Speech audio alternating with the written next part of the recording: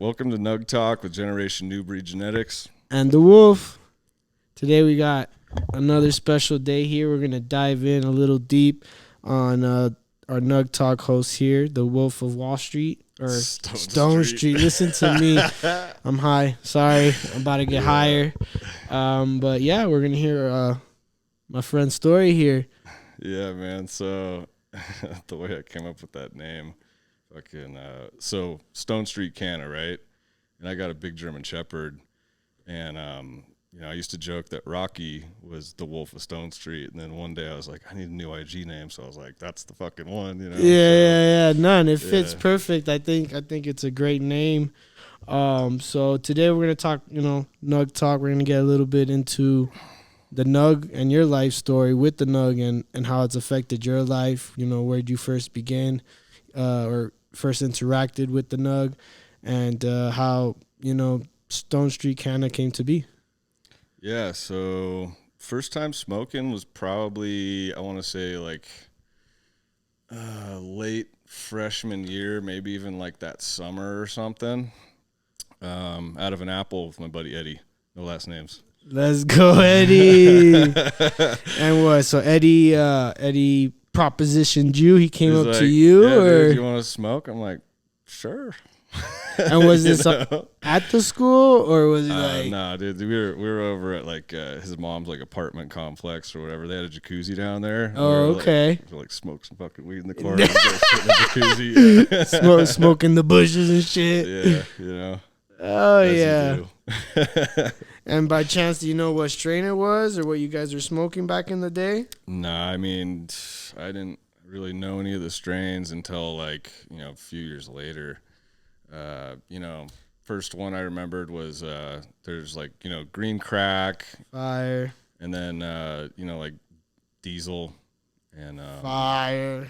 What else? I mean, honestly, like you just end up getting like different bags, and like the guy selling it to you didn't even know what the fuck it was. It was like it's good stuff. You want it or you don't? It always looks different. I don't know what. Yeah. But most people, even today, like a lot of people just think like, oh, like weed's weed, or some of them break it into like sativa or indica, but dude, there's like so many fucking like different factors, Oh, 100%, and the terp profiles and the cannabinoids that it produces, and depending on what region it was, how it may grow. Now, just to put a time frame, so you said freshman year, so you're maybe 14, 13? I was probably like 14, 15, because I was old for my grade. Okay. Yeah. So that's like early 2000s, right? Yeah, something like that. Early 2000s. Okay. 36 now, 36. Yeah, don't ask me to do math. The last episode, I threw out some outrageous numbers, and when I heard the episode, I did the math. I'm like, God, don't quote me. Please don't quote me on that one. No, dude. Yeah, I mean, numbers, school, that kind of thing. So yeah, continue. So that was freshman year. You started smoking. Now, did it become something like an everyday thing, or you're just like always looking for your buddy Eddie? Like, Eddie, where you at? Like, there was like a couple of us that were always kind of rolling together, and we'd hang out, and like we only had like one buddy that had a license, because the rest of us like just, I don't know, we were like, I don't know, you drive, right? You're the designated driver today, buddy. But yeah, we'd go, pick up a sack somewhere and then go surf, because we did charter school, so like I did a little bit of like high school at an actual school, but pretty quick, me and a couple of my good friends all just started doing charter school, and like we would just smoke and then surf like all day, go to school like twice a week or whatever. And you say surf, so like I'm from Miami, so there's not really surfing. Where was that at? La Jolla. La Jolla. Okay. Yeah. Cool. California. Yep. Yeah, SoCal. And how was the charter school? I don't know.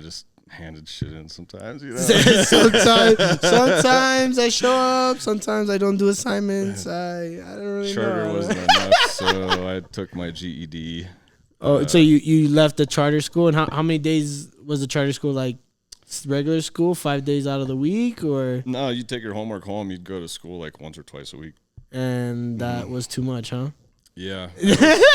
I don't know. I wanted the freedom, and I never saw like where school was gonna take me. Like if I always knew I didn't want like a traditional job. And you know, if you are the person that wants to go follow a pre-made path somewhere, I think school's great. Like a profession, like if you want to be a doctor, lawyer. There's only certain ways you can become certain things. I didn't want any of that, so okay. I just, you know, from the beginning, I never paid attention. Okay. All right. So then, so we drop out, right? You said you get your GED. Now, where are you? How old are you? What are you doing? So this is probably like where everyone else would be, like in 12th grade, and And you're out free in the world. Well, I tried doing art school for a little bit. How was that? Just still too much structure, you know. Okay. And yeah, it just felt like I was digging myself into a hole of another career or path or something I didn't want. So just was like, you know, I don't know. Just didn't work out. Yeah, it wasn't you. You didn't feel like you fit in that type of structure. Square peg in a round hole, you know. It's like it's not fitting, guys. We're gonna have to try something else. Yeah. But yeah, I mean that's pretty much it for school. I mean, everything else I've kind of like taught myself, you know, or learned from someone else, you know, experience working Life with experience. my hands. Yeah. You know. So then, so from there, what led to? So now you're smoking. Your friends like smoking. You guys are hanging out. You know what led to that next level where you start actually working with the plant, or you're around the plant. You know, while it's still alive. You know, most people just see it once it's dead. And Yeah. So one of my very close friends who passed away. Rest in peace. You know, if anyone's wondering what this is, it's a seabird. He died spearfishing, and you know, pretty messed up, really, the whole thing. But long story short, you know, he was the first one of my friends I knew that like really that was like close to me that started growing and stuff like that. And me and him used to landscape for his dad. You know, we had that skill set. Yeah, that hard labor, the using your hands and sweating and actually, you know, some would say working. Yeah, like, you know, I was working on it. Dude, I was so tan back in the day. Like working under the hot sun, like no shirt, just like carrying buckets of dirt up a hill. You know what I mean? Oh, yeah. Building retainer walls, you know. Digging trenches, yeah. But you want a gutter here? I got you. You know, so like later in life when it comes to, you know, like moving pots or filling beds or turning soil or whatever, like it's like sure, you know. Yeah, it's nothing new to you. No. But so he, you know, kind of was the first guy I knew that was in it, and right around the time he passed away, it sort of left a pretty big hole in the community where I was living, and I got introduced to some of the people he was working with, and I got offered a job to come work with them up there. And you know, I started off as a trimmer, and eventually, you know, like they'd let me like defan or do whatever, and then at some point, one of my buddies offered me a job to go work a farm that he had. It's like a 100-foot greenhouse and a 50-footer. Okay, so you're not talking about two plants. No, I've never done a home grow. That's not true. A couple months ago, I did like 2 plants at my old spot. Okay, but like at that point, you hadn't done no home grows, but now you got the opportunity. Thousands of plants before I ever did a home grow. Yeah. So you could say, or you learned more on a scale than on a smaller end. Yeah. You know, more not saying that isn't boutique, but you were able to learn how to do something with a lot of plants, maybe different strains, and kind of do something that works within the parameters that all the plants like. Yeah, and it's crazy too to watch just the rate of acceleration of knowledge when it comes to, we were doing like light depths, so you only get to learn a couple times a year, really. Yeah. Like see the outcomes. Well, you only have so many seasons, right? Or you only could have so many harvests with the sun out. Exactly, and then like with what we do now, like we harvest every 12 days. So like every 12 days, we're looking at what we did and we can see the results. And like we do that like 30, is it like 30 something times a year, something like that. So like instead of a couple times a year, you have like 30 runs. You know what I mean? Yeah, I'm trying to do the math in my head. I'm a little high right now. I think I did it before. I want to say yeah. It sounds about right because it's 2.5 times 12. 24 plus 6 is 30. Yeah, Yeah. Don't quote me. Don't quote me. Go to school. It's and I kind of just learned from the people I was working with, but at the same time, like I think you always have to take everything with a grain of salt. Like I've found I'm good. Maybe a little bit. Bubble bath. Trichouse. It's good stuff. Last batch. I've found it's good to like be open to like learning from people, but at the same time, like, like there's a danger in people that are too confident in themselves because, if you think everything you do is like the hottest shit, like, are you ever going to learn? Well, you always have to stay teachable, right? Yeah. It's like the artist that's good at what he does is extremely judgmental about his work. The guy that thinks he's the shit, like, usually doesn't produce anything that great. You know what I mean? Well, yeah, they're not as critical on themselves, so they could, shit in a pot and be like, this is art, and no, it's just shit in a pot. And there's a lot of different ways to grow weed. But, like, some of the better dudes that I've met, like, they're always, like, open to, like, listening to how someone else, did it or whatever. But, like, all that has to come with context because each of these facilities, each of these grows, each of these, climates and things that we're in is different. So, like what works over here doesn't necessarily work there. Like simple strategies 100%. And things, can completely change. 100%. Because you could go from one facility to the next, and what you used to do may not work in that new facility due to the new parameters or the new environmental issues you may have in that building or outside. Yeah. I mean, people... Like, I think and I think we touched on this in the last one, but I think there's a real art to, the guy that can do the no-till thing or whatever. But I'm a commercial grower, and I have to have repeatable results. Like, if you're growing organic, you're kind of, like, always chasing that one run that really killed it because you don't really have as much control over what's going on in the soil.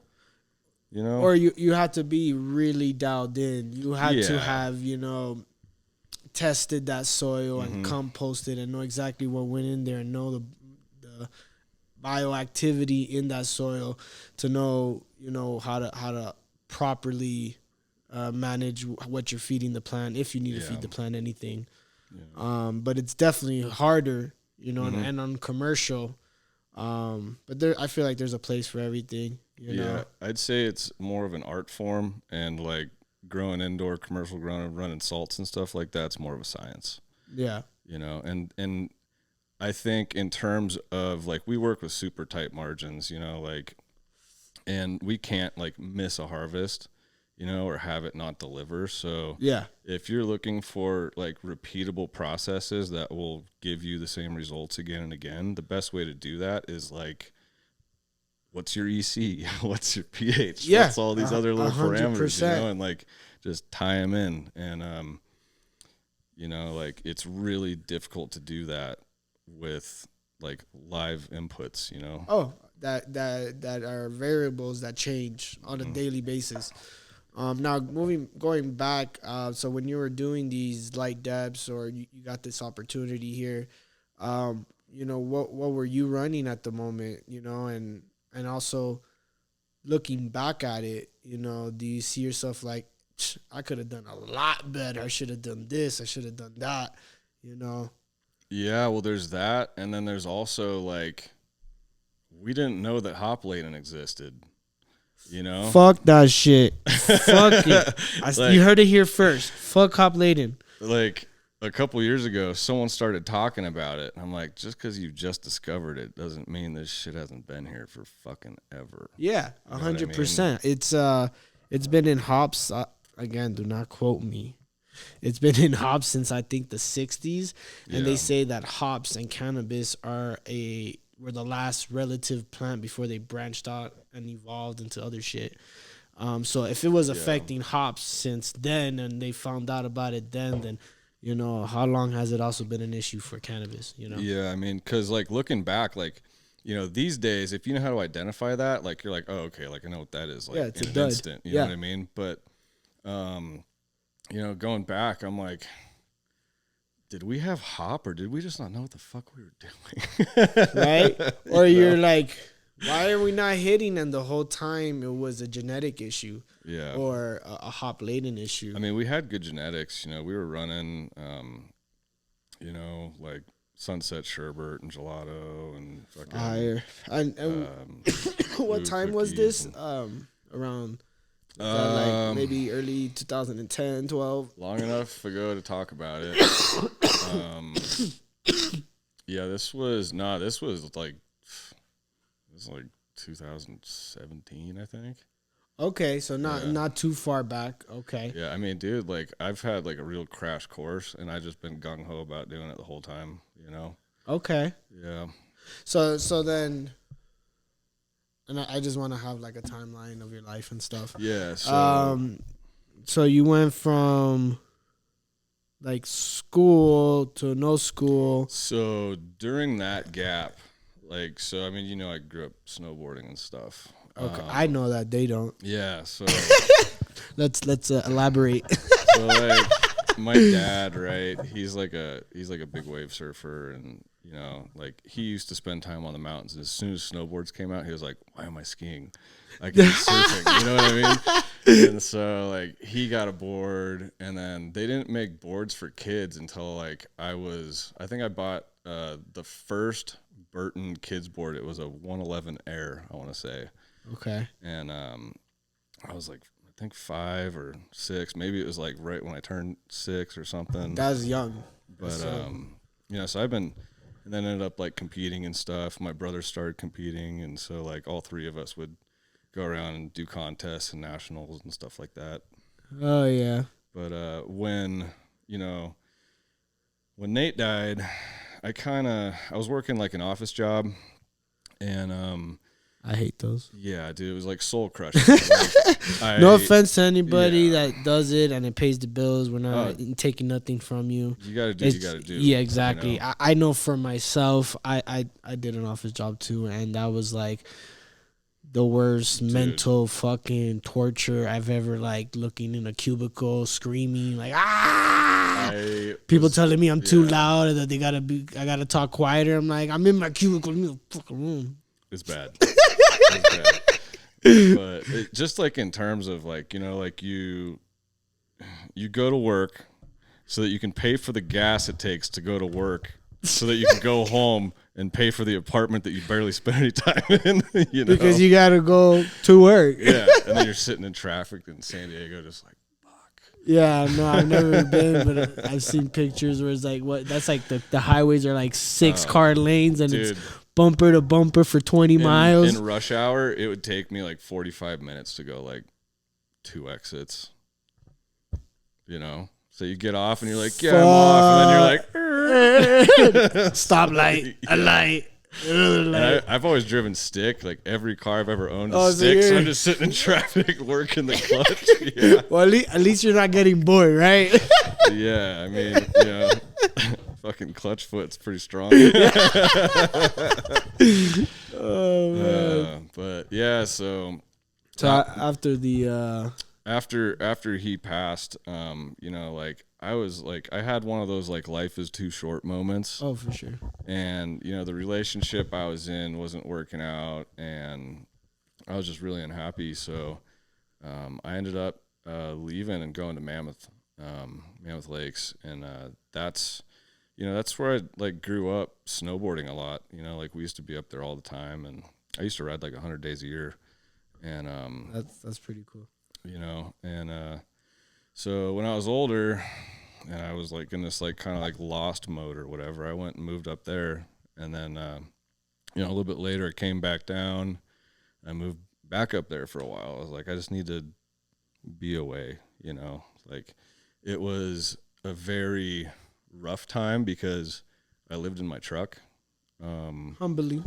Yeah, I mean, like, dude, like I would like wake up and there'd be like snow on the ground. Like I had a negative 20-degree sleeping bag and my dog. Yeah. And we're just living in a truck. Eventually I got like one of those Lance campers that slides into the back, like the bed. Okay. And so it was a little bit more comfortable. And then my boss let me use a extension cord so I could put a heater in. But like that first year, like, dude, freezing. Roughing it. Yeah. Like all roughing like, it. I was broke as shit. I was fixing snowboards for a living. And, but I had a season pass because my job, shout out to Wave Rave Snowboard Shop, they bought me a pass while I was working there. Shout out. Yeah. Future sponsor, maybe. I don't know. I know Steve likes to smoke. Oh, yeah. But yeah, so, like all that kind of happened. And then in the mix of that, like I would drive over and work at the farm trimming, that early job I had. And then, one thing like leads to another. I go and work with my other buddy at that spot. So, but what's the progression? I just want to give a timeline for people. So were you trimming for like a whole year to finally you were able to work up to get, or was it like, a couple jobs? I trimmed at a couple different spots, but I was always like keeping my ears open and like having conversations with people and trying to like see, like, I always knew I wanted to get to that next thing, but it's like showing initiative and someone's like, you start at the bottom and you just got to have a hard enough head to like keep on like figuring out like, like, well, where you can help go? Like, where can I go? Like, I will go wherever I need to go to do this. Okay. So like, even if it was another trim job, I'll go do the trim job because you don't know where it may lead to. Yeah. I never expected to be in Colorado, like I like Colorado. I think it's fucking rad, dude. But like, if you would have asked me a couple years ago, like, you ever think you'll live out there? I'm like, I don't know. Not really. Maybe. The same. I feel the same way. So, I mean, you just kind of like, if you're, I really think if you're not taking like a traditional path in life, like no matter what you're planning on doing, I think that you really have to just keep going. Like, and I've been pretty much broke this whole time. I just figured out a way to do it. You know what I mean? Like, I've never had more than 10 grand in my name. And that's the difference I feel like with a lot of people, right? They don't keep going. They quit. Yeah. I mean, and they're like, how did he do it? He was like struggling, not quitting, fighting. Some people today, they'd be like, oh yeah, well, like, you own a cannabis company. I'd be like, yeah, I still haven't made it yet though. Yeah. And they may not understand that because for them, maybe in their head, they're like, that's the dream. Well, there's milestones and then there's success. Yeah. Success is when you can breathe a little bit, not there yet. Where you could enjoy a little bit of the milestones and take a step back. Yeah, I mean, dude, trust me, it always feels good. Like, I remember walking through this facility because I got in here a year early under the previous owner just because, like, I was like, dude, like, we need to, like, when I got in here, it was all 5-gallon buckets on the floor being hand-fed. Yeah. Well, I came a little bit later, but I remember the setup, and we would talk, and we'd be like, a lot of opportunity and potential, but a lot of changes need to happen. Yeah, I mean, so the way that, like, kind of like Stone Street happened. Wait. Okay. We're jumping the gun. All right. We're at 2017. Okay, it's 2017. It's 2017. You're the head grower at your boy's spot. You're doing 800 plants. How did your first harvest come out? Better than you would hope, or since it was your first harvest, were you kind of easily impressed? I mean, a little bit of both. I honestly, like, I wouldn't take credit for that.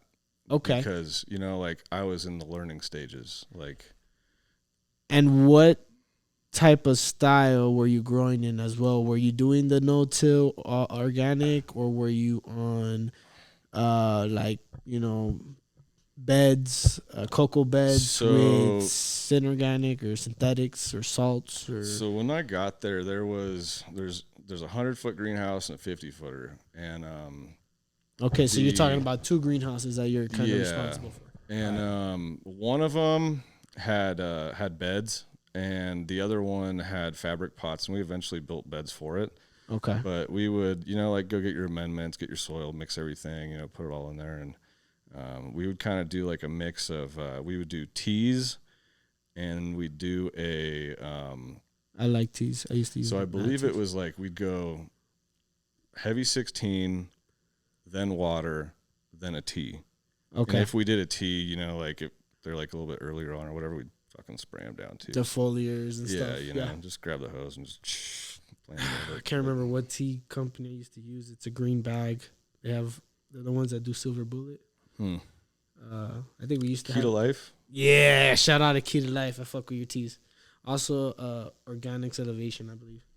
Yeah, I met the dude from Key to Life a couple of years back when we were still playing with the idea of doing like the organic thing. Okay. Cool dude. I mean, I've found, for me personally, the way that I've found myself growing the best weed is getting further away from the organics and just making more of a science out of it, you know. Making the food for some people that don't know, like already available.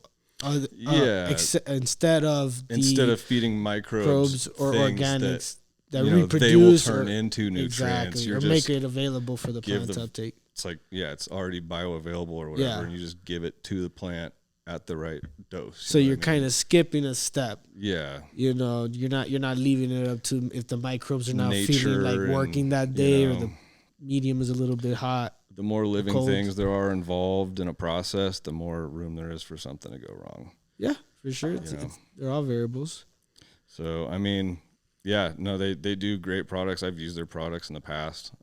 But for me and what we do here, you know, just like I was saying earlier, like every harvest has to hit. Yeah. You know, we just need easier to do simplicity, and we also need consistency. Mm-hmm. You know, that's the biggest. And Athena grows some fire fucking weed, dude. Like, there's people that talk shit. Shout out like, to Athena. I get it. There's always going to be like some dude that did organics and grew some of the most fire shit you've ever seen. Like, but out of like 20 different dudes, definitely, don't misinterpret. We're not saying it's not possible. You know what I mean? No, it definitely is. And I'm not saying it's not even that it's not possible at scale too, but it's extremely difficult. Yeah, it's definitely when you're doing as many runs as we do. If you're paying attention to one crop a year, I mean, that's why it makes sense, like outdoors and shit. For sure, and I feel like too, in light depths or greenhouses, you also can, you can do that better. Yeah, I'd say easily, but better. I mean, yeah. No,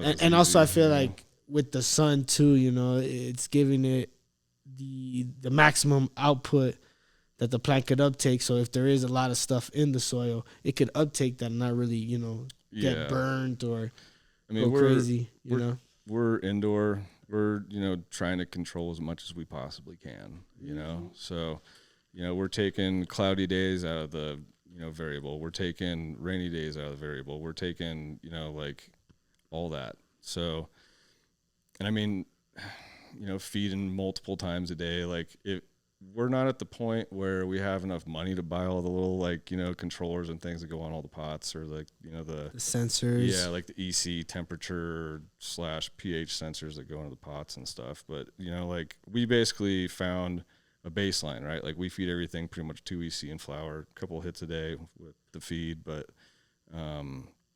like if I can afford those at some point, we'll definitely be using them, and just trying to like get that last little, like every last little bit that you can out of that section, because when your overhead is so crazy and the margins are so tight, like 0.1% extra per light fucking helps. It makes a difference. It definitely does.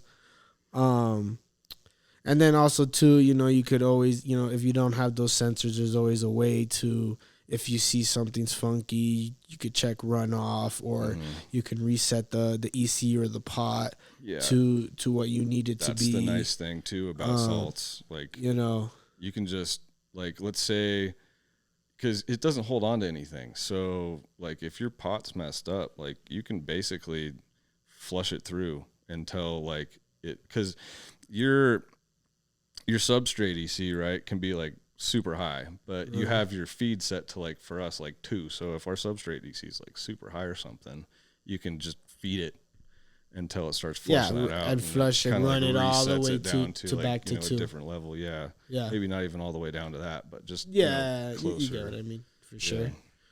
But now back to your story. So you were, I don't think he mentioned it, but he was a professional snowboarder. Not like he was. I've competed against professionals, and he spanked them. I've never been. And he spanked them. Tell him.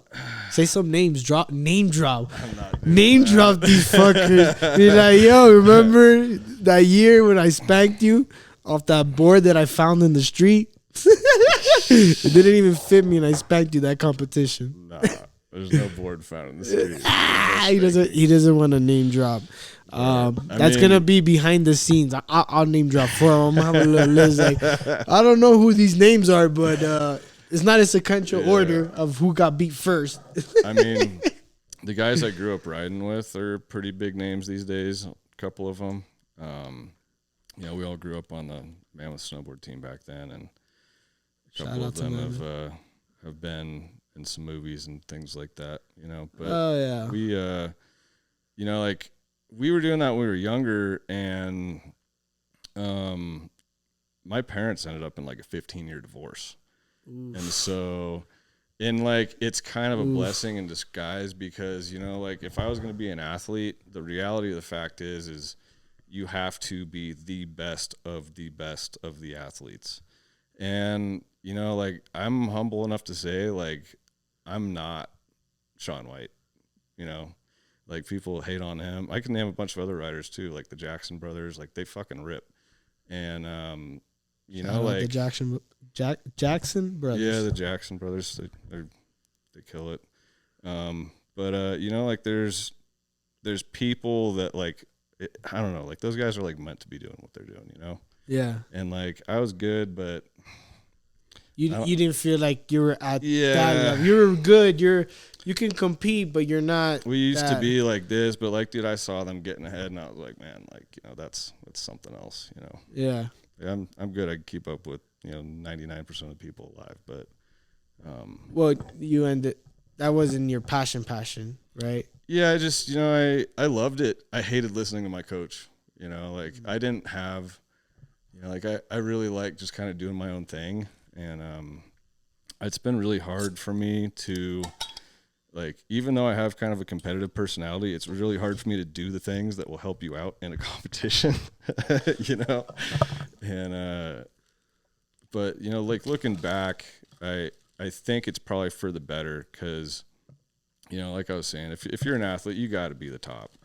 And, if you're not, you're just going to end up just chasing that endlessly until, like, you're too old to do it. And you're like, now what do I do? You know what I mean? So I'm glad that I started pursuing something else, instead of going down that path. Okay. And then, so 2017, after his professional run as a snowboarder, he doesn't want to talk about. And beating Shaun White is that like, what am I gonna start the rumor? And he beat Shaun White. Okay, when I was younger, so he doesn't race slalom anymore. Like, when I was younger, we used to race everything. I would do, giant slalom, half pipe, slope style, like border cross, like all that. But yeah, no, like, when we were younger, I did beat him by 3 seconds in one of those races. Who did you beat? And last name ends with White. But dude, we were like, that's awesome. Probably this tall. Yeah. You're talking about, just, like, starting off. Yeah. Kids having a feud, like, what? He doesn't probably even remember me, dude. Yeah. Who? Exactly. Nah, right. He's gonna see this. He's like, nah. I've been looking for him. Rematch. I hope not. I haven't been able to sleep. Nah, dude. That guy is gonna whip my ass. All right, so after beating Sean White, see, I knew it was in there. I had to get it out of him, guys. I had to get it out. Yeah. So we got that, then we got being in the that grow in 2017. How many harvests did you have? Was it big harvests? Did you have to manage the team, or? It was basically just me and him. Oof. Yeah. That sounds like a lot of work.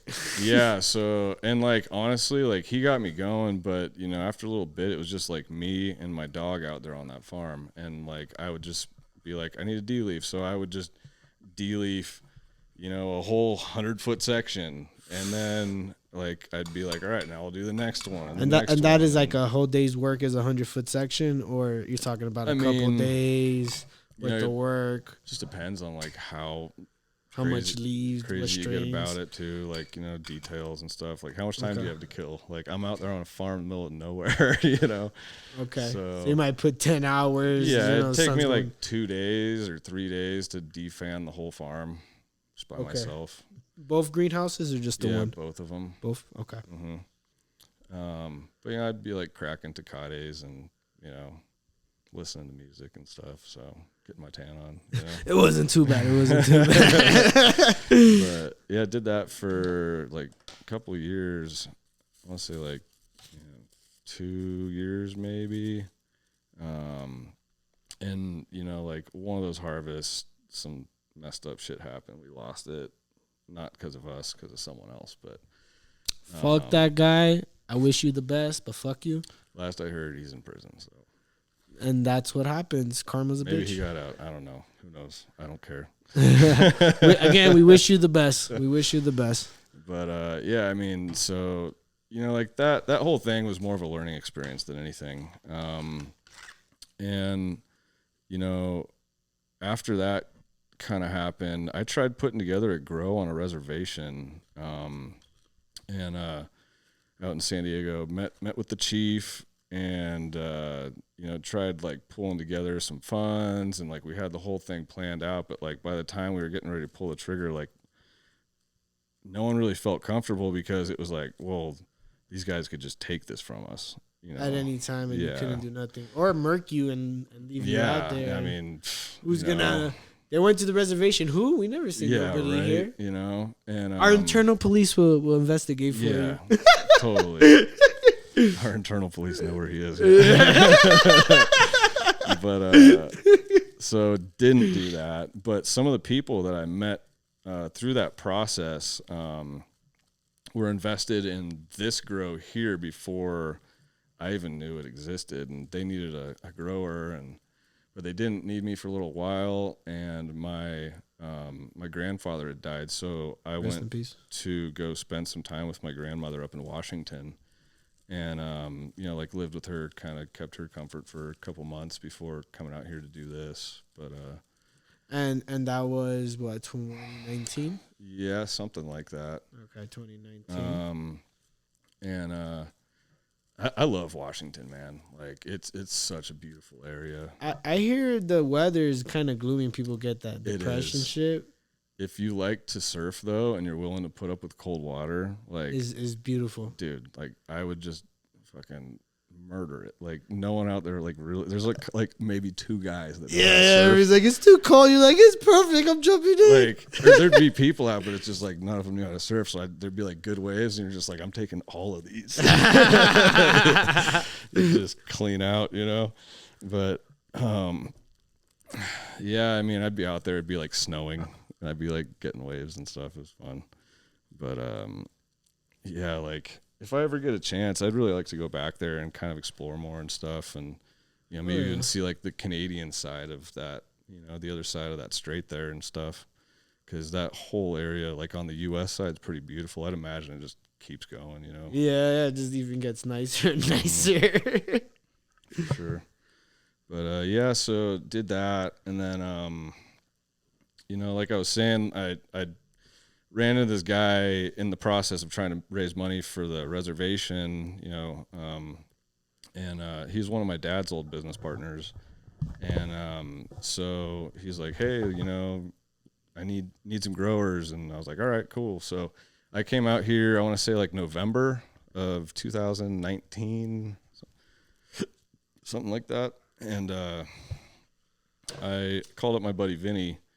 Shout out Vinny. He needed work. He was kind of like living off of his, last gig growing and stuff like that. And I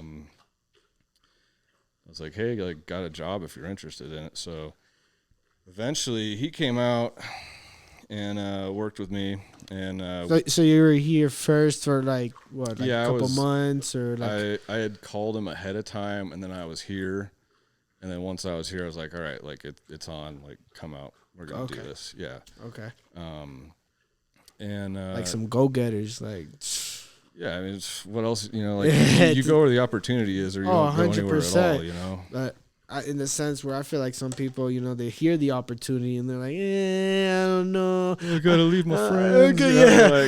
I got to find a new place to live. Would you rather go find your own path, or would you rather stay home and your friends be like, oh, you're still here, you never did anything, Yeah, 100%. A lot of people are scared to even just take that leap of faith or take that first step. So yeah, shout out to you. I mean, I got a lot of good friends and stuff, and like I wish I could see them more often, but like, dude, like we're chasing dreams out here, and a real friend will understand that, right? They know that your time is not that you don't want to spend time with them, is that you're chasing a dream, and that motherfucker's running fast, and you got to catch that bitch, so you're on the hunt.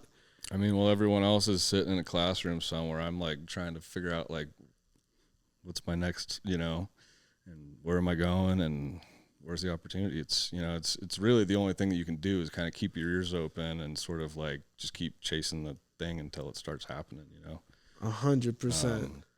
But so they were trying to take over like this grow here, and there was another grow up by Florence, I think.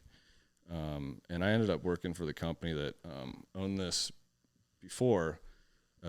We took it over because like what happened was like they were trying to buy it, and then they ran into some problems, and then like instead of like letting the whole thing fall apart, like we stepped in and we were like, okay, like let's rectify the situation, try and you gave them an exit plan. Yeah, exactly. And then in the process became an owner, so oh yeah, like power move.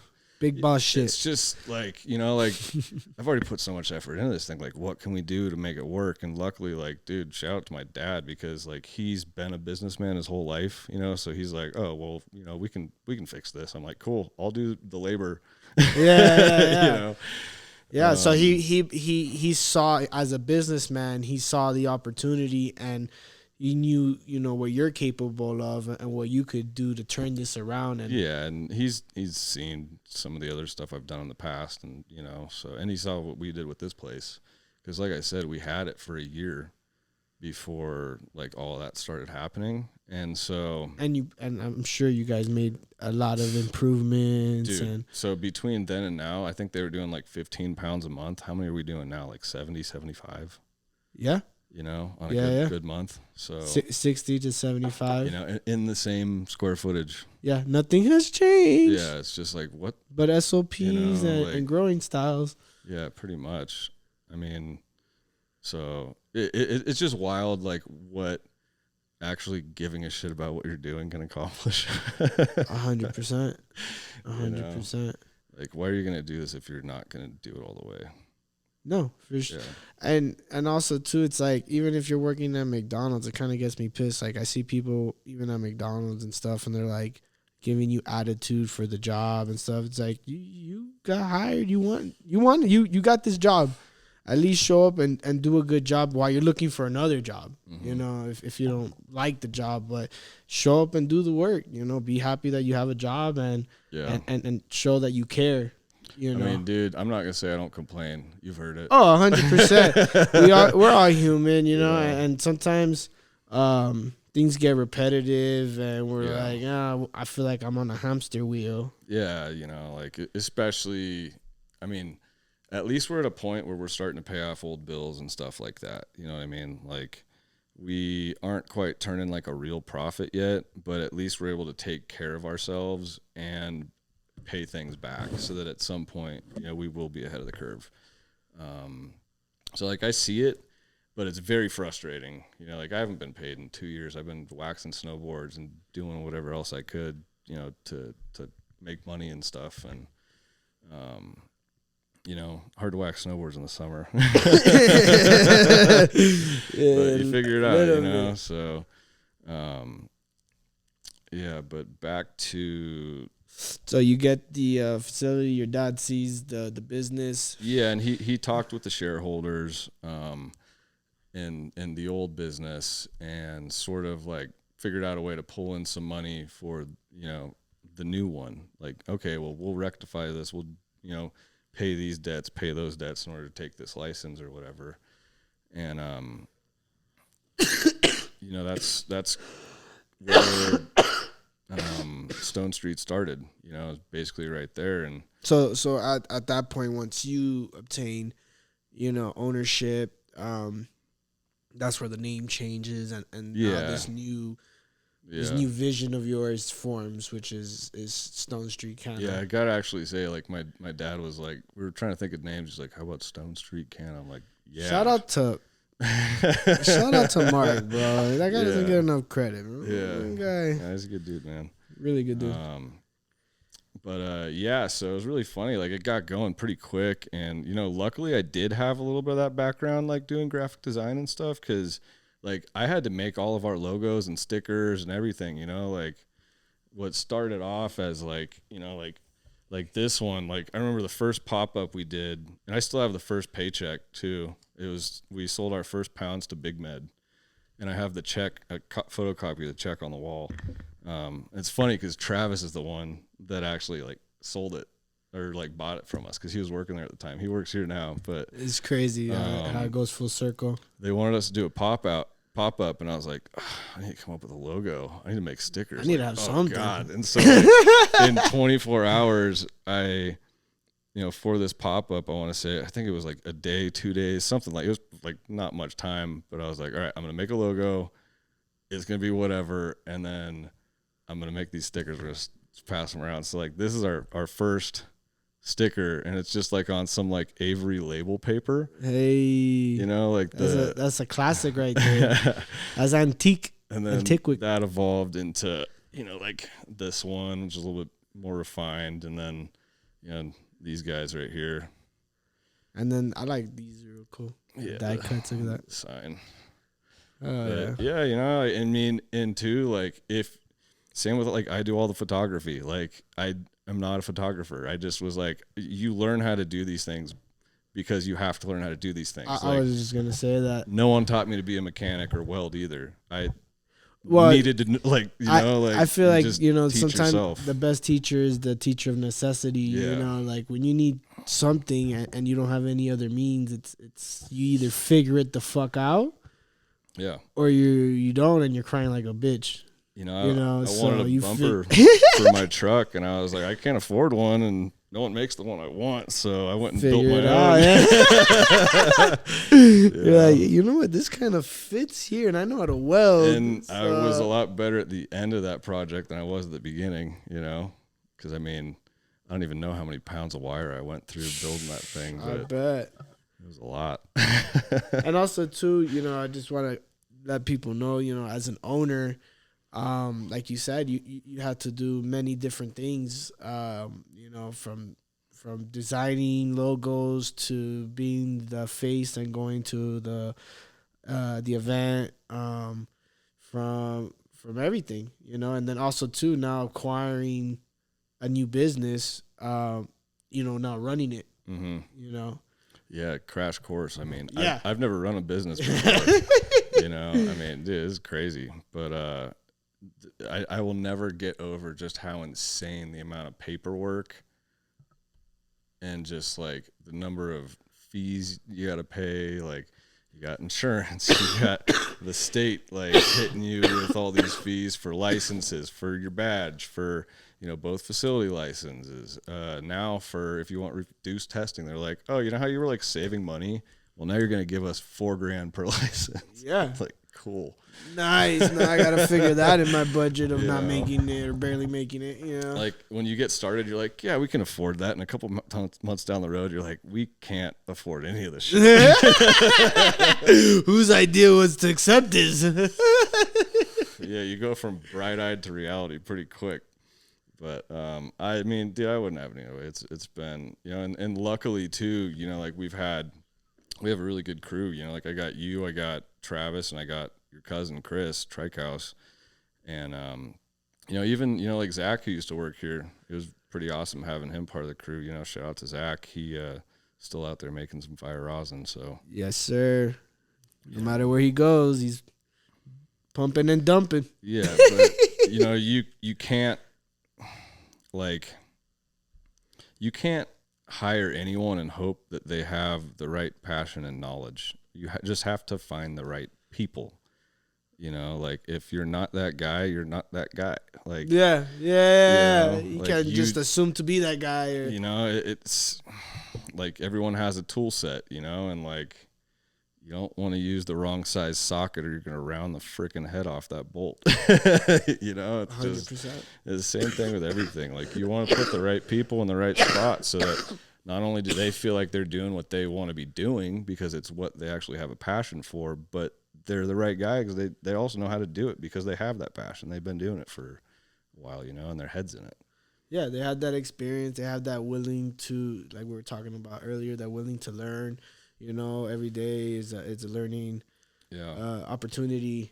I mean, just coming from one set of growing skills to another, like a lot of that stuff applies, but then all of a sudden you're like in a new grow and you're like, okay, like how do I work with these new parameters? Sometimes it takes a run or two to and you got to fuck up a little bit to be like, ooh, I should have thought about that. You know what I mean? But 100%. Eventually you get dialed in and everything starts going. And for me, I was lucky I've been doing this long enough. I'm like, all right, we'll do this like this. Yeah.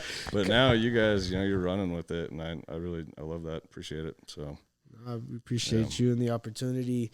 And, it's been a blessing to be able to continue to grow my brand and also grow your brand and be part of Stone Street. I came in. This would be for another episode, but I feel like right after you guys got ownership, and then I came in. I believe you guys hired me, and then a couple months later, then my cousin came in. Yeah, you were like our first employee, kind of in a way. Wow, let's talk about the interview. I'm gonna talk about the interview.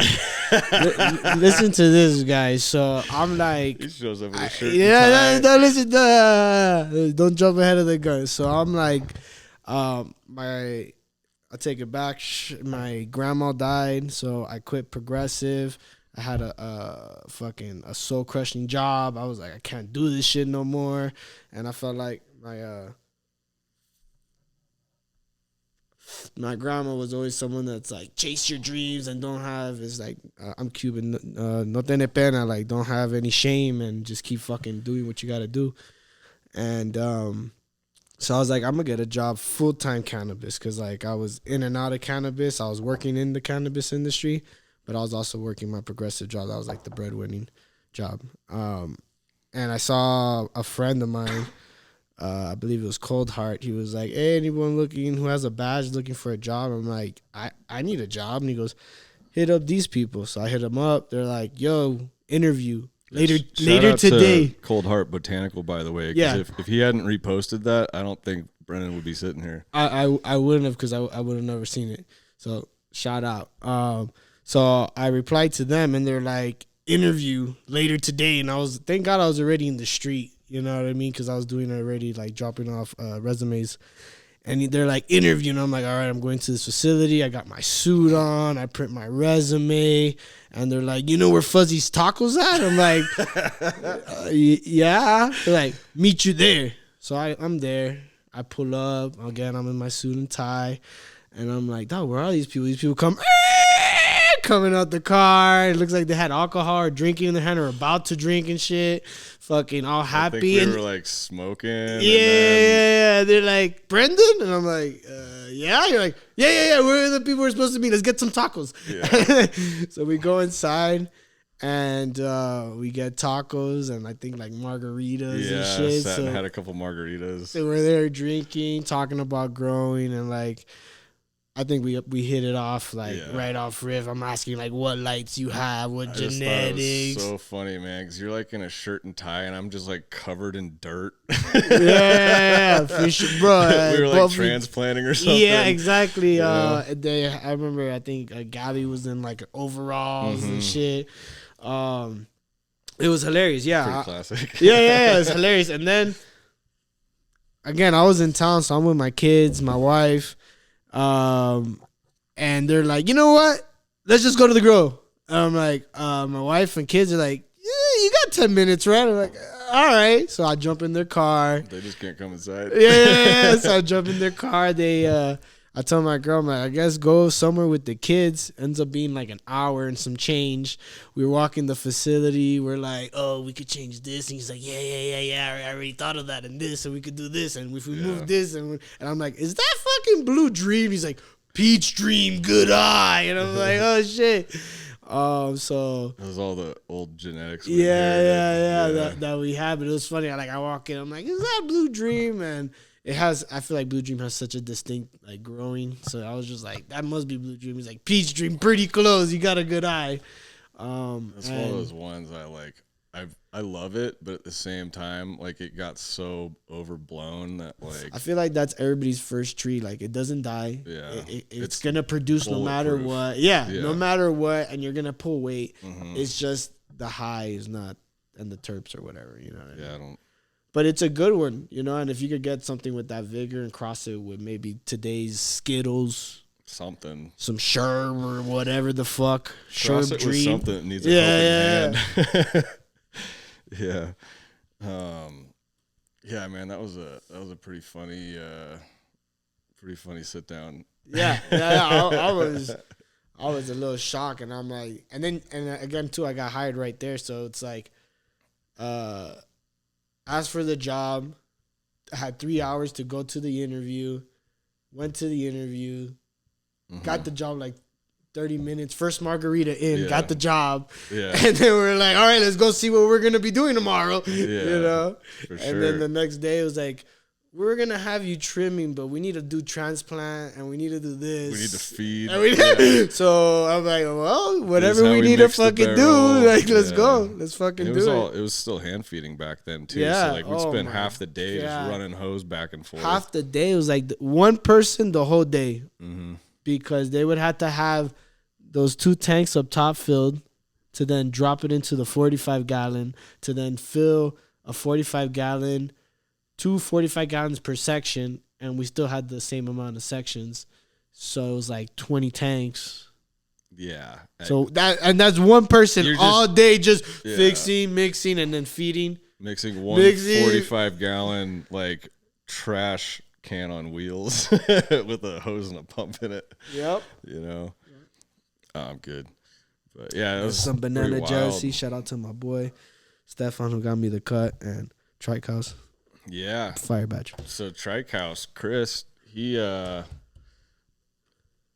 we needed to clean out the back. That's how I met Chris because So then you asked me if I knew anybody to help, so I got my boy Aaron, shout out Merkuba, and my cousin, and I was like, yeah. And then after that, after like a couple months, it was like we need to hire someone. Well, what happened? You know what I mean? Like, I think this is what happened, if I remember correctly. But taking something like this on is extremely stressful, and me and Vinny, we were like living with each other and everything the whole time. And I think after a while, like we just button heads too much, and the stress of the business and then bringing it at home. Yeah. I think we hired Chris maybe a little bit before that, but I mean, like definitely after Vinny left, at that point it was like, okay, like kind of like all hands on deck for a while. Yeah. For sure. But, I feel bad about that too, because like I'm not always the best at, when things are stressful, sometimes I'm just kind of like a real asshole to deal with. So also, I feel like we all sometimes struggle with communications. Yeah. You know, as men, right? We don't really talk about feelings or what's going on in our head. It's just testosterone. No, I know. Yeah, you want to fight about it? But, I mean, you know, he's kind of outliving his best life right now in Nicaragua. So. Oh yeah, shout out to Vinny again. Yeah, and you know, I probably could have handled that better. So sorry about that. It's fine. He'll see this. He'll hear it, and then hopefully we get a phone call. You know, maybe I got Bluetooth. I can call him right now. Yeah? You know, we can phone him in. Oh hell yeah. Now, so we're now kind of close to where we're at in present time. So you got Stone Street. It was you and Vinny, and then you know I came along, and then my cousin, and then we had Zach come. Yeah, I think Travis came in first.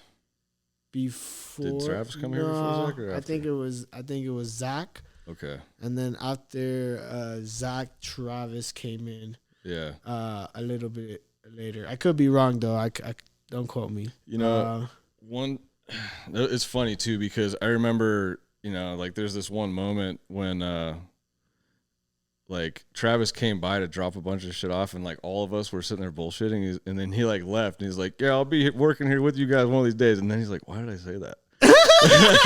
He knew it. He knew it. A couple months later, like sure as shit, he's in here selling packs. Let's go. He just felt it. He's a great salesman. He's got. He's a great man. All the freaking connections and stuff, and yeah, he's very reliable. Dog, T-Dog. Yeah. T-Dog, yeah. So, and then that's a little insight for you guys. So the team here at Stone Street, or the big portion of the team here. So it's you, me, my cousin, Travis. At the time, it was Zach. Yeah, now we got Allie, and she Allie now. She gets a lot done. Yes, she does. Shout out to Allie. Yep. You know who you are. Likes to talk a lot, though. No, watching all you guys bicker. Yeah. So since taking over, yeah. What has changed, right? So like, what yeah, we got a MIP, right? Now we have a whole different menu. Now we actually have a breeding project. Yeah. Breeding projects. Tons of it. Hunting, bringing new flavors. You want to talk a little bit about that? Yeah. So, it took us a while, but, like once we got we had so many hurdles, we had, there was no drainage. We couldn't get the lights up high enough. I had to build something to make that happen.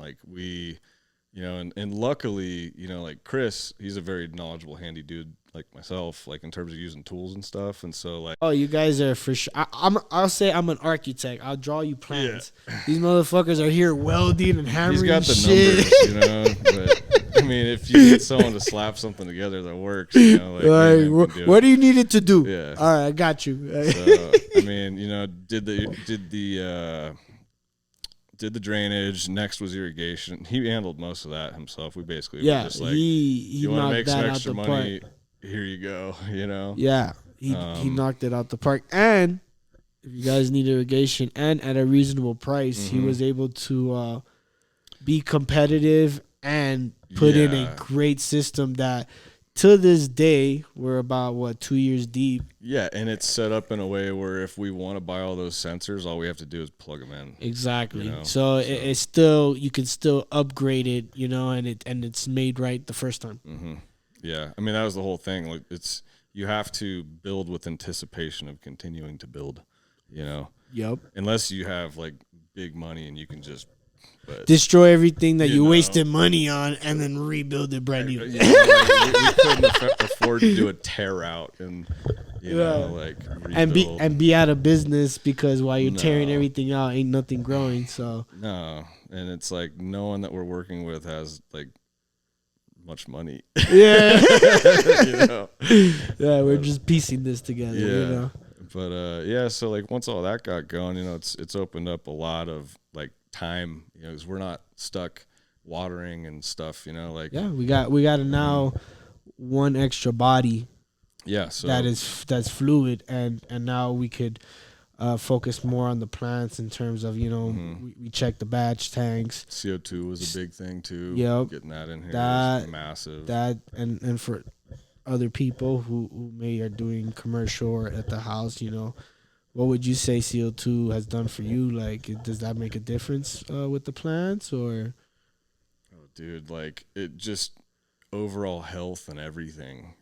I mean, you're giving it what it wants. 100%. Like if you're not getting a certain amount, it's looking for it. So would you rather it be like stressing, like because it's maybe not getting enough, or do you want it to be like an athlete that's like, getting everything all of it that it needs? Exactly, and that's what the leaves and the plant, eats, right? It's uptaking that to produce photosynthesis with the light or what have you. Again, don't quote me. Science. But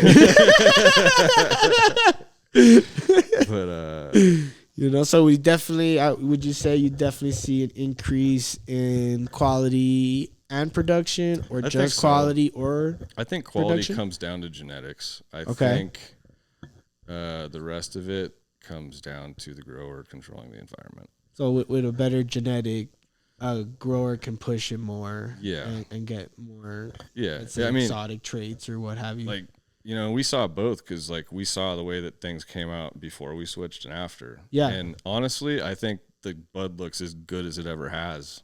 Yeah. If not better, because I mean they're just chunkier and frosty. Yeah.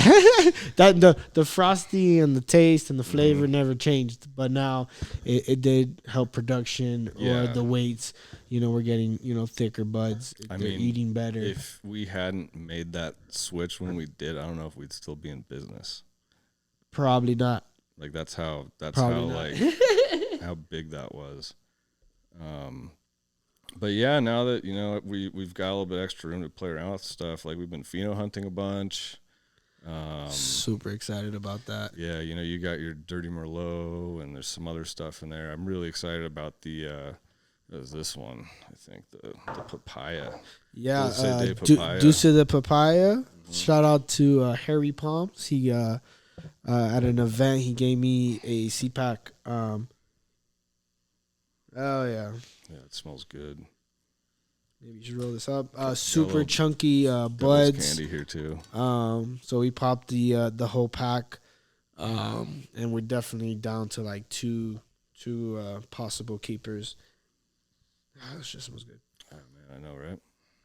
Frosty too.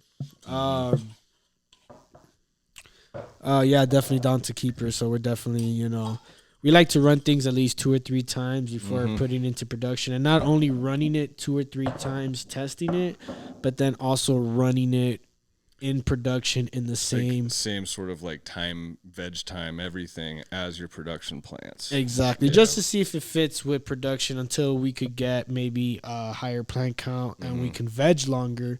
But there's certain plants that may veg a little bit slower, so it doesn't fit what we need. It's not to say it's not a great strain or great plant. It just doesn't fit our parameters for what we have in order to hit metrics that we need to hit in order to keep producing. Yeah, I mean, there's great medical flower. There's a lot of really dank stuff out there. Like, let's say, like that cut of grape cream cake. I thought that was some of the best smelling stuff I've ever smelled. That was so fire. It gives you 2 buds. It gives you the best 2 buds. It gives you the best 2 buds you've ever had. It's like, it doesn't matter how much you love it. Like, I don't have the plant count to put like 100 plants on each tray. Yeah. To flip the 1 bud and to fill the canopy, you would need like 100 plants. Which again, you could change the growing style, but you would need a bigger plant count or bigger veg. It just it doesn't make sense. Like we have a way that we do everything, and like everything that we grow kind of like falls kind of like, it's not all the same, but like it falls in a set parameter. Like where like it, like you said, it veges fast enough. It also doesn't stretch too much. Exactly. And it yields enough. Like a lot of our stuff, like we don't focus on like massive yields. Like we focus on stuff that yields like medium heavy to heavy. If we can get heavy, that's fine. But like a lot of our stuff is a little bit more, I'd say, like boutique in the sense that, for sure. It focuses more on, like the smell and how it smokes and all that. And like, that's just as important as the yield. I mean, don't get me wrong. Like, I want to get, like 3 pounds of light, but at the same time, like, I don't want to grow strains that just yield big to do that. I want to be able to do that growing the kind of stuff that like we've grown to love. Oh, 100%. But as much as I love that grape cream cake, I can't grow shit like that. Like, there is a line, like that's something you have at like the house in a tent.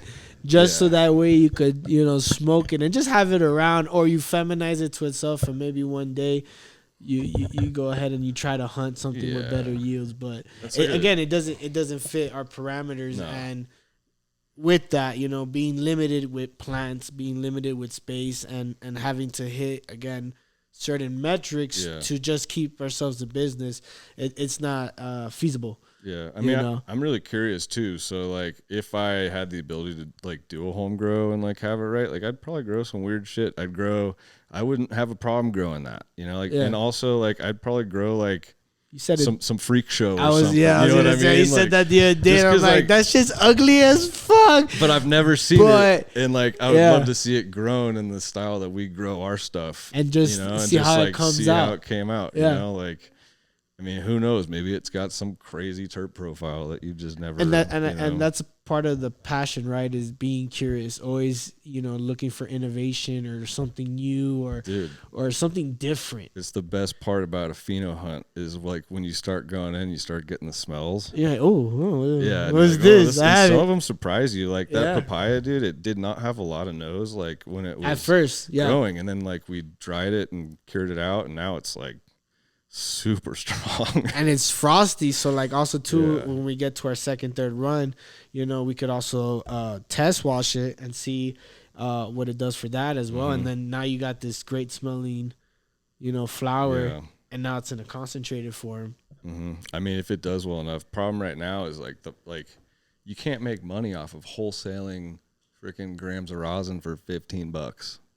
You can't. It's very difficult. You know what I mean? Especially almost, with packaging. Unless you're it's like a break even. So it's like, how much free time do you have on your hands? Like this. It's a passion project at some point.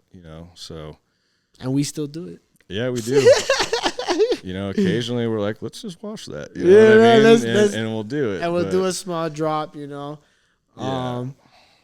But like you said, it's not something that's going to be our business model. No, right? We can't really, if we want to continue doing what we do. I think if you had like greenhouse or like some nice outdoor that like washed well, like that's how you find those margins. But going from getting a lot of biomass, price per pound indoor, or like I guess as you translate to rosin, like price per gram, how much does it cost you to make a gram of rosin, then it's just like the margins are too tight, and everyone wants stuff cheap these days. So it's like the customer is almost going to be like the downfall. In that sense. Well, I mean, with competition, but the problem is like with competition, people keep driving each other's prices down. Yeah, it's a race to the bottom. The customer gets used to that. Yeah, for sure. So how are you going to start selling that gram for twice as much again? It's near impossible. You know what I mean? So it's like, ugh. And especially where how the economy's been. Yeah. But on a different note, have you now, being an owner, taking over, we got all these changes going, we won also 2 Hush Hush trophies. One of them 2 with an in-house strain made by Trike House. That no one else had that. That was cool. With the Devil's Candy. Have you worked with anyone? Oh, and shout out to Wild Pops for Hush Hush. Yeah, for sure. Have you worked with anyone now? Has anyone like reached out to you now being an owner, or have any crazy stories?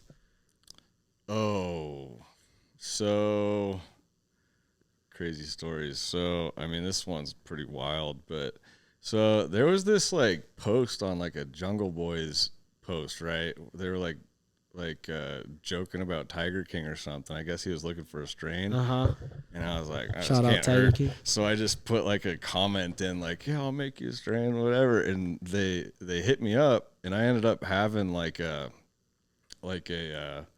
video meeting with Tiger King's talent manager. And we were trying to like hash something out, but I think they probably like wanted like money or royalties or like something. And I'm just like, dude, like, I'm just trying to make the strain, right? We don't have any money. Like, I could use the publicity, but at the same time, like, dude, I'm like, you know, you can't freaking sell the wheels off the cart and hope you can still use the cart. Yeah, to make it down to to the town to sell stuff. We don't have the money to be doing stuff, so it's like whatever. Like, that's crazy. That's wild to think, you know.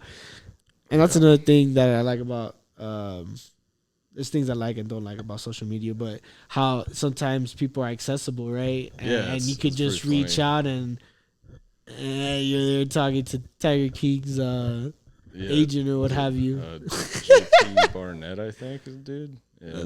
That's wild. But yeah, it's pretty funny. Dude. I was like, there's no way I'm even gonna have this video call. It's like, this is bullshit. They're probably scamming. I'm like, oh shit. There's actually a guy in an office. Yeah. And he represents Tiger King. Yeah, it was pretty funny. But yeah, so that was kind of an interesting one.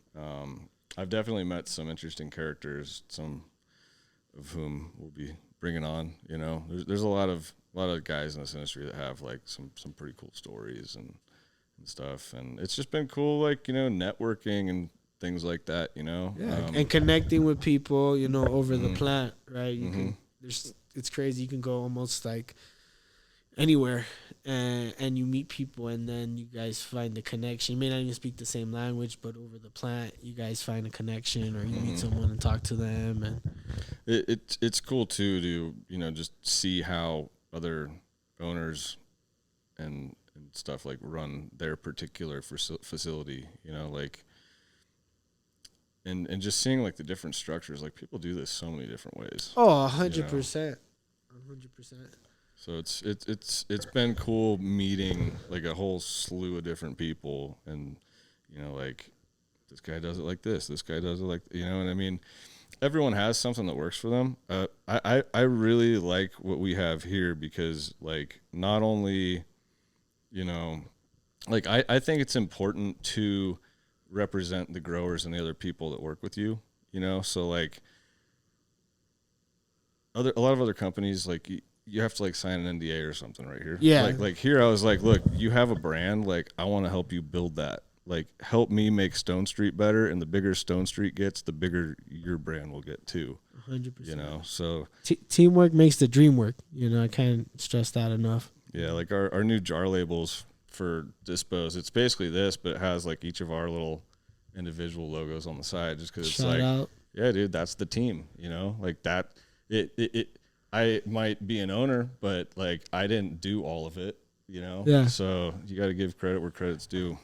Oh yeah, and there's a lot of time where places don't do that, you know, where they'll take all the credit or lock somebody out of the facility or do something crazy, you know what I mean? Yeah. And it's good to be part of a company, or also, you know, to be able to have these conversations and you know, inform people that, you know, we are a team. And we all make this what it is, and we all want it all to be successful, you know. It's almost just like a scaled down version of the community itself, you know, like, we're all just people with the same passion. Yeah. You know, luckily we can all sit and bullshit around at work. That makes it a little bit easier. It makes it a little bit easier. When I can walk into the office and there's like people sitting there, and I'm like, oh, hell yeah, how you guys doing today? You know what I mean? Like, that's cool. So, yeah, good vibes. Yeah, great vibes. Let's see here.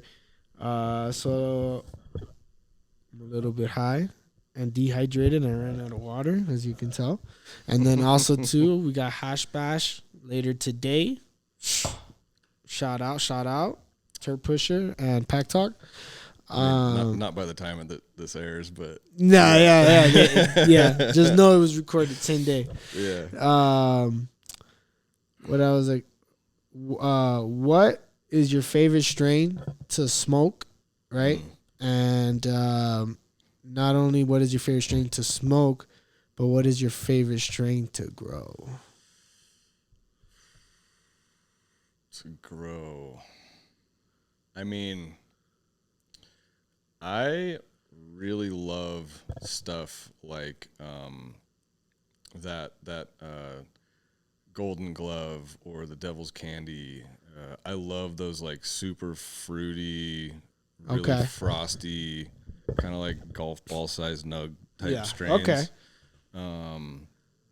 So I mean, I really love. I mean, and I love smoking that shit too. I love the black maple that we grow because it's just so smooth and it's just a good high. But it really is super stony. Mm-hmm. I don't know what number we have, but great flavor profile. Because like I've had the 22, it's a great washer, but the flavor profile is not there. This one has, I don't know if it's like a gas grape, God knows what, something like that.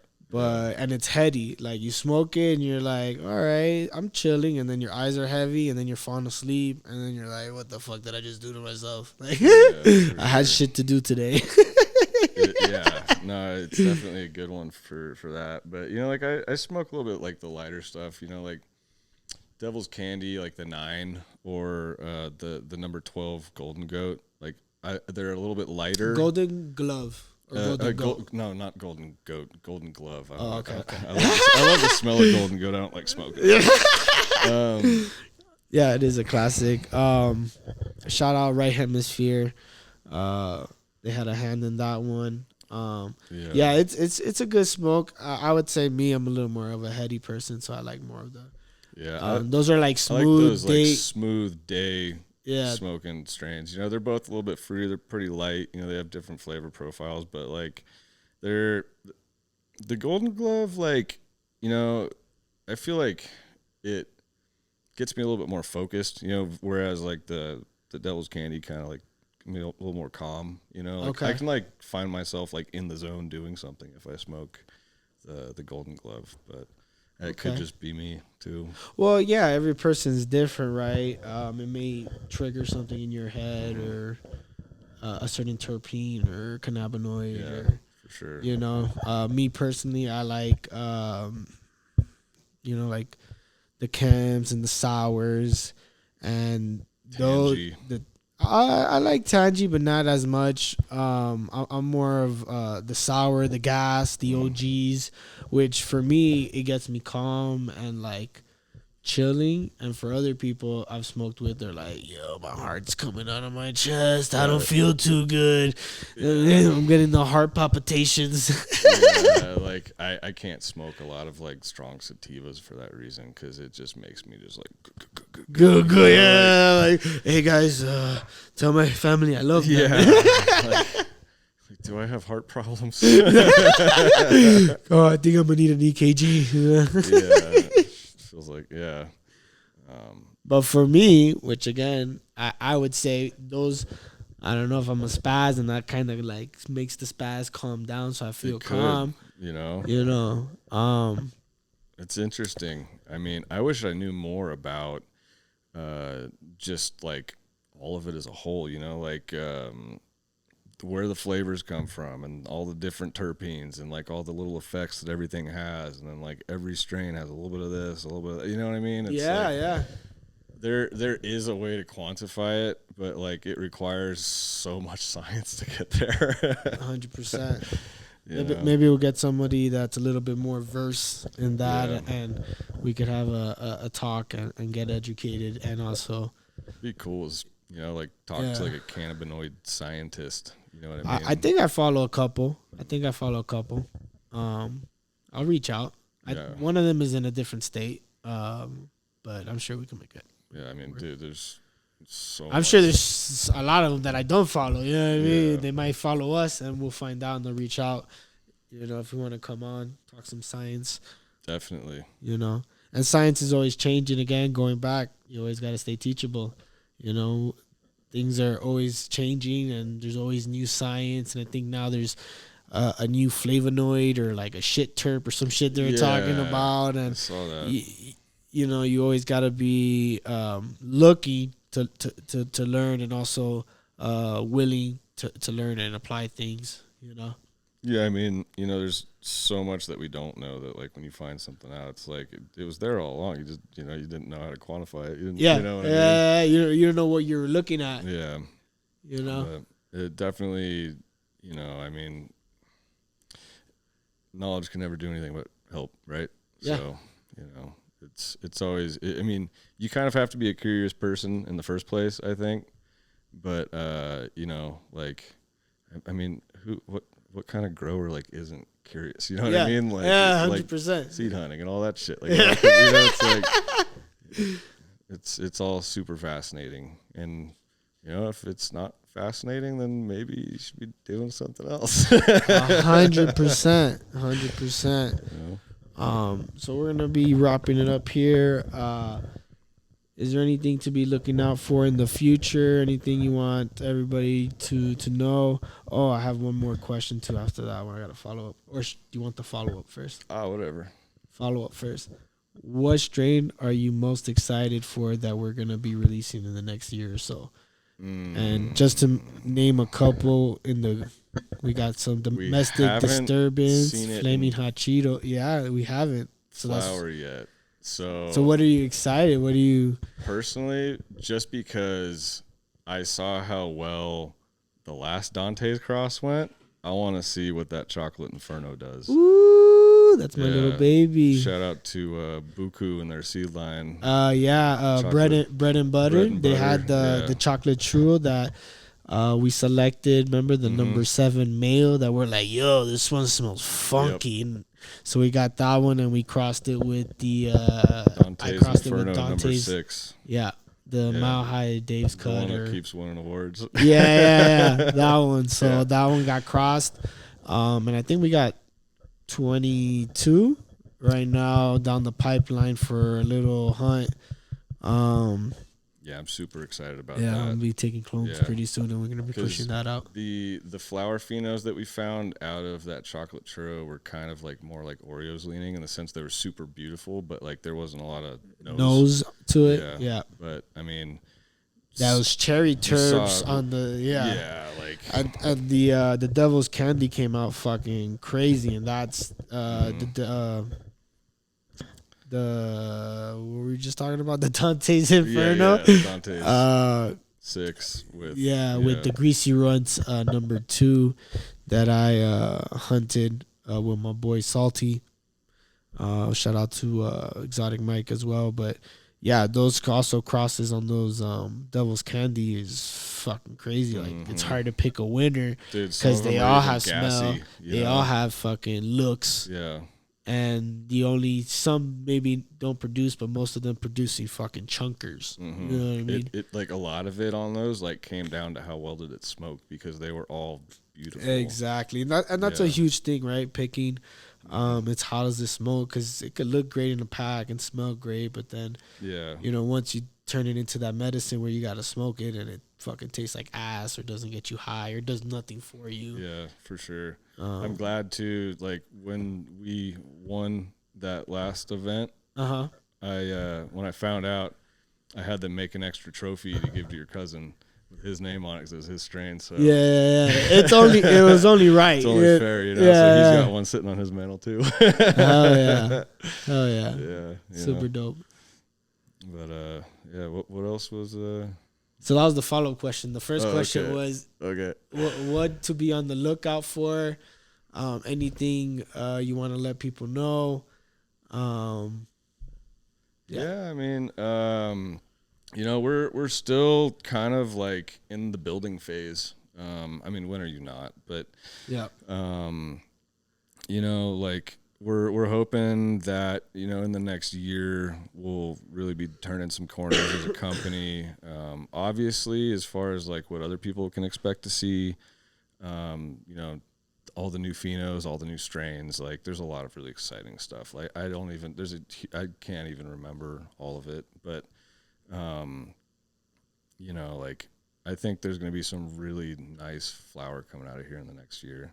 Oh, 100%. We got that banana jelly in the pipeline, that bubble bath, those golden gloves, the 2 phenols we selected, the 3 and 12, flaming hot Cheetos, spritzer, Will Funk, for domestic disturbance. What was the other one? Sour snacks, sour apple pie with Scooby snacks. Yeah, there's a couple like breeding projects too, like we were just talking about the other day.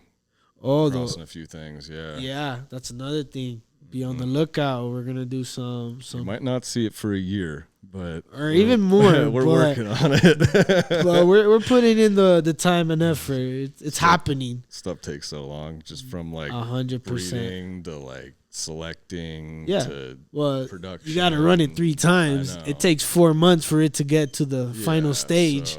So that's 12 months if you're not doing it back to back, which that's what we do to try to get it out quicker. So you're still looking at 8 months. And then after those 8 months, then we got to look at putting it in production. So making enough of it. And then when those are done, those need 4 months. and then we do a small batch just because we're like, I don't know. I don't and know. Then everyone's like, I want more of that. And I'm like, we only did like a tray. There's only 2 lines, my bad. And then we're like, put that in circulation. And then it's like another 4 months. Another 4 months, yeah. You know, but yeah, it's fun. You know, like you feel you're always like having to keep up, you know. But 100, yep. It's an ever evolving thing, you know, and it keeps us on our toes and it keeps us, you know, learning and popping seeds and keeps us young. I don't know about that, dude. I've been getting gray hair, motherfucker. But it's worth it. That may not be the right words. You know. But All right, good times. All right, well, I would say that concludes our 50 millionth episode. No, right? Episode number 2. Episode number 2. All right, with the Wolf of actually Stone 3. Street. I think our introduction episode probably counted as number 1. Yeah, it was number 3. Number 3. We're getting there. We're getting there. We're getting there. Well, remember, like, subscribe, comment if you want more. You know, share us. And I think we're going to be taking sponsors pretty soon once we start getting a little bit more settled in and maybe, you know, figure out a breakdown or structure where it could be, you know, beneficial for everybody. Yeah, you know, like get some people up on the wall behind us instead of these lovely tapestries. You know, we could have like a little background. You could throw your logo up there so everyone watching the podcast can see it or whatever, you know? Yeah, so, we could definitely do that. There's thoughts. I made these tapestries with hair. Yeah. that you found on the couch from my dog, right? No, not at all. Not at all. Not at all. Yeah. So you guys have a great day, night, afternoon. Yep. Thank you for watching, and that's all.